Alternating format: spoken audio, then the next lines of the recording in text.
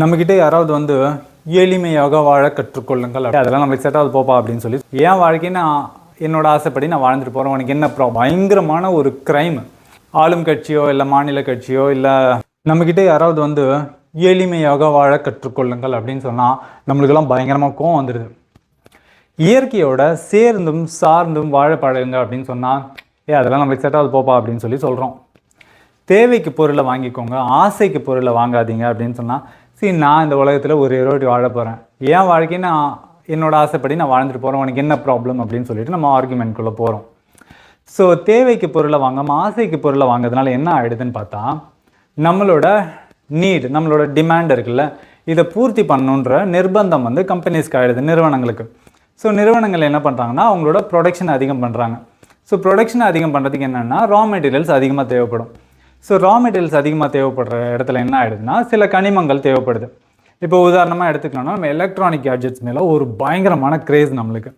So electronic gadgets உற்பத்திக்கு என்னெல்லாம் தேவை அப்படின்னு சொல்லி நம்ம கொஞ்சம் டீப் டைவ் பண்ணோன்னா செமிகண்டக்டர்ஸ் தேவையாக இருக்குது. ஸோ செமிகண்டக்டர்ஸோட உற்பத்தியில் என்னன்னு பார்த்தோன்னா உதாரணமாக டங்ஸ்டன் தேவைப்படுது. ஸோ இப்போ டங்ஸ்டனை தேடி போக வேண்டிய கம்பல்ஷன் வந்து நிறுவனங்களுக்கு ஆகிடுது. இப்போ இந்த கனிமங்களை தேடி போக வேண்டிய சூழ்நிலை இல்லை நிர்பந்தத்தை யார் உருவாக்குனதுன்னு பார்த்தா நம்ம தான். As a public, as a consumer நம்ம தான் பண்ணுறோம். இவ்வளோ விஷயங்களை நம்ம பண்ணிவிட்டு கனிமங்களை தேடி ஒரு நிறுவனம் போகுது, அந்த நிறுவனத்துக்கு கவர்மெண்ட் அப்ரூவல் கொடுக்குதுன்னு உடனே நீ பண்ணது தப்பு, உனக்கு வந்து இயற்கை மேலே அக்கறை இருக்கா, என்னோட உலகத்தை நீ பாழ் பண்ண பார்க்குற அப்படி இப்படின்னு சொல்லி நம்ம பேசுகிறது வந்து பயங்கரமான ஒரு க்ரைம்.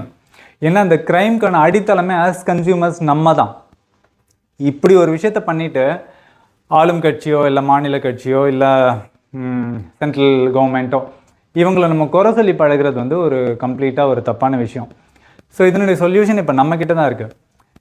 எளிமையாக வாழலாம், ஓவர் கன்சம்ஷன் வேண்டாம். இப்போ நம்ம உடம்புக்கு செட் ஆகுதா இல்லையான்னு தெரியாமல் நம்ம பயங்கரமாக உணவு தேடுறோம், ருசியை தேடுறோம், அதிகமான பொருட்களை தேடுறோம், நம்மளுக்கு தேவையா இல்லையான்லாம் யோசிக்கிறதுக்குள்ளே நம்ம போய் ஒரு பொருளை வாங்குகிறோம். ஸோ இந்த விஷயங்களெல்லாம் ஒரு ஷேப்புக்குள்ளே கொண்டு வரலாம். நம்ம கொஞ்சம் சிம்பிளாக வாழறதுக்கு கொஞ்சம் நம்மளோட நீட்ஸ் எல்லாம் தேவையா இல்லையான்னு யோசிச்சு இது அவசியம் தான், இது இல்லாமல் நம்மளால் வாழ முடியாதா, இந்த மாதிரியான கேள்விகளெல்லாம் நம்ம கேட்க நம்மளுக்குள்ள சில என்லைட்மெண்ட் ஆகும். அப்போது இந்த இதெல்லாம் நீட்ஸ் எல்லாம் நம்ம குறைக்க என்ன ஆகும்னா ஃபேக்ட்ரிஸ்க்கும் ப்ரொடக்ஷனை குறைக்கணுன்ற ஒரு கம்பல்ஷன் ஆகிடும்.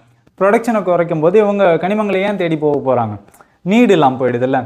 அதனால் இந்த சொல்யூஷன்ஸ்லாம் நம்மக்கிட்டே இருக்கும்போது நம்ம தான் வந்து இந்த உலகத்தை நல்லபடியாக பார்த்துக்கணும். யாரோ ஒருத்தர் பார்த்துப்பாங்க இல்லை யாரோ ஒருத்தர் கை காட்டிட்டு போகணும் அப்படின்னு சொல்லி நினைக்கிறது வந்து தப்பு அப்படின்ற ஒரு கருத்தை உங்ககிட்ட பகிரணும்னு நினச்சோம். நன்றி, வணக்கம்.